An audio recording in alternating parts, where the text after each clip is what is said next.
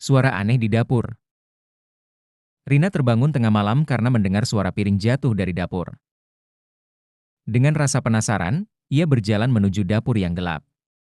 Ketika menyalakan lampu, semuanya tampak rapi. Tidak ada piring yang pecah. Rina menghela napas lega. Mungkin cuma mimpi, gumamnya. Namun, saat ia berbalik menuju kamar, lampu dapur tiba-tiba mati sendiri. Dalam gelap, ia mendengar suara langkah pelan di belakangnya. Kau mengganggu makan malamku. Rina mematung, lalu berlari menuju kamar. Tapi sebelum ia sempat menutup pintu, tangan dingin meraih bahunya dari belakang.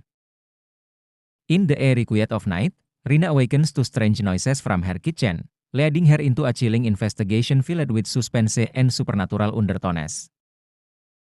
Pesan akhir, jika mendengar suara aneh di malam hari, jangan pernah memeriksanya.